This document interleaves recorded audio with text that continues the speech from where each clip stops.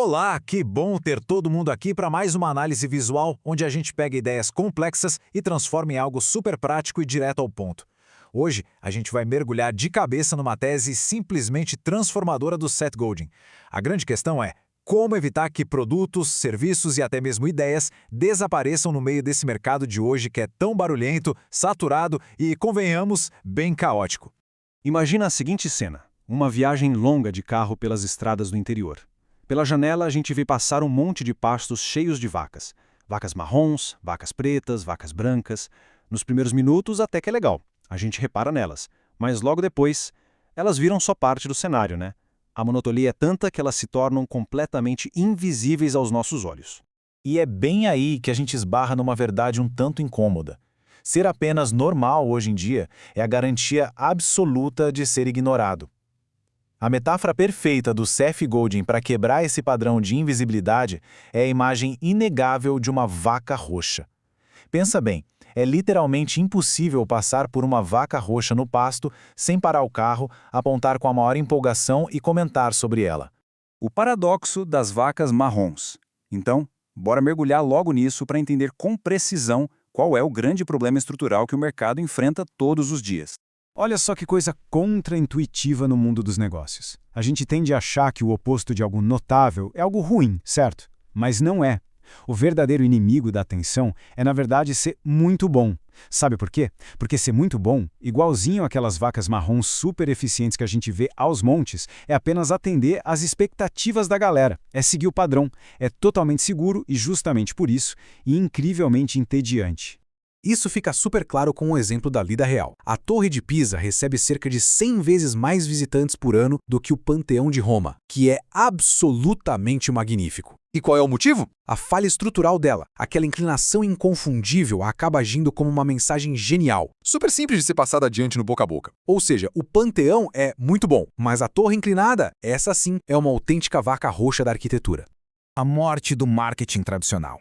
Bom, para entender como a gente chegou nesse nível de saturação, a gente precisa olhar para trás e ver por que as velhas regras de vendas simplesmente desmoronaram na era moderna. A história da publicidade pode ser dividida basicamente nessas três grandes eras. Lá atrás, antes da publicidade, o sucesso dependia totalmente das recomendações boca a boca nos mercados locais, na conversa do dia a dia. Aí veio o durante, que foi o auge do que o Godin chama de complexo industrial da televisão, aquela explosão das mídias de massa com orçamentos gigantescos. E agora a gente está na era do depois.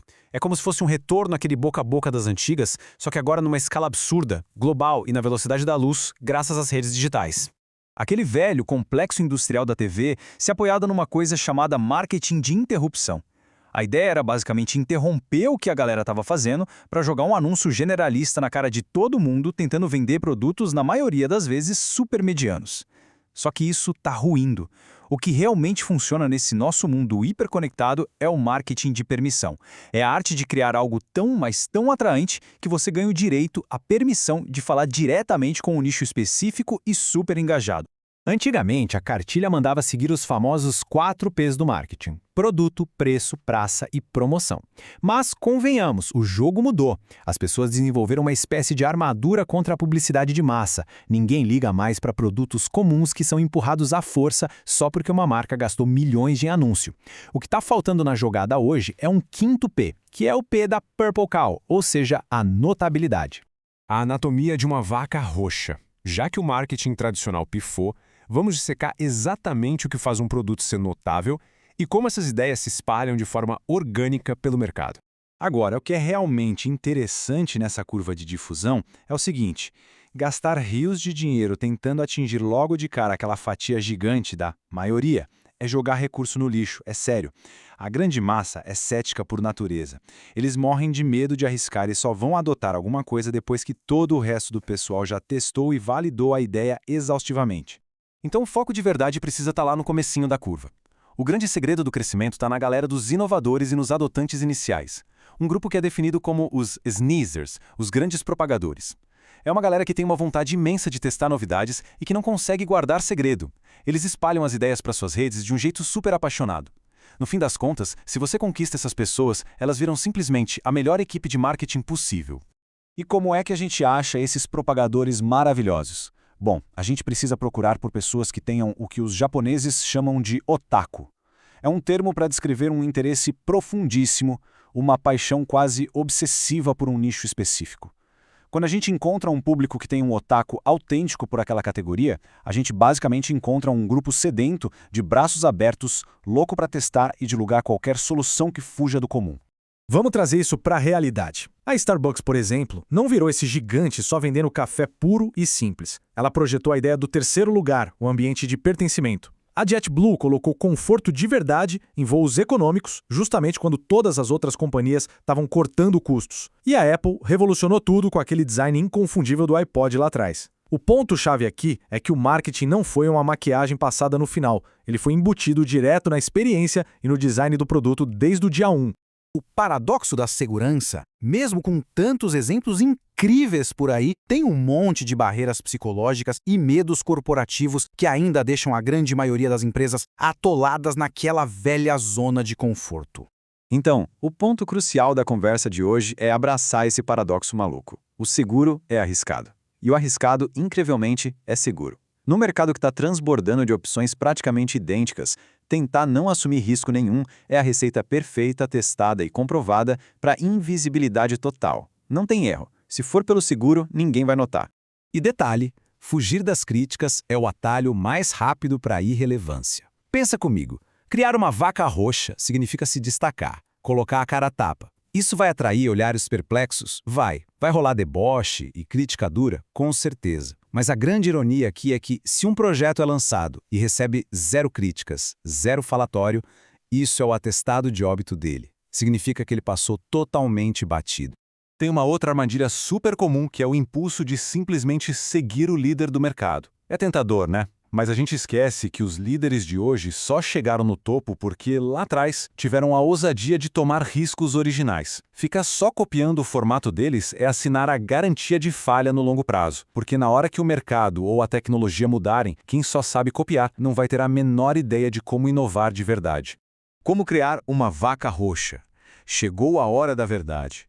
Qual é o passo a passo necessário para aplicar esse fator de diferenciação e construir isso no mundo real? Vamos ver como essa estrutura se constrói a partir do que o livro propõe. Primeiro de tudo, encontre os extremos. Qual seria a versão mais rápida possível do serviço? Ou a mais exclusiva? Segundo passo, feche os olhos para as massas. Mire cirurgicamente naquele nicho de fãs apaixonados, na galera do taco que a gente comentou. E o terceiro passo, garanta que o motivo do produto ser legal já nasça dentro dele. O marketing não é um adesivo que você cola por cima depois de pronto. E não vai achando que isso é só para multinacional não, viu? Isso funciona para negócios locais e de qualquer tamanho.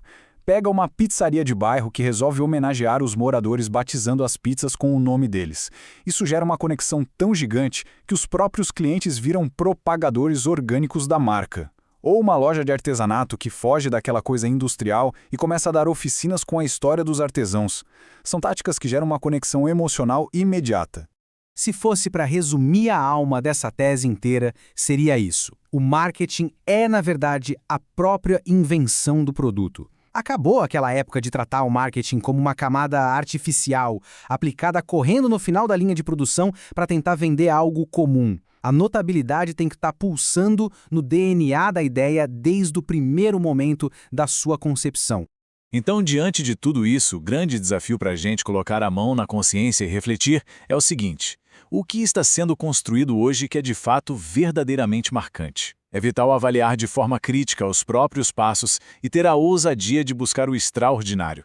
Porque, no fim das contas, a escolha é muito simples. Ou a gente decide deixar uma marca inesquecível, ou a gente se contenta em ser só mais uma vaca marrom no meio do pasto.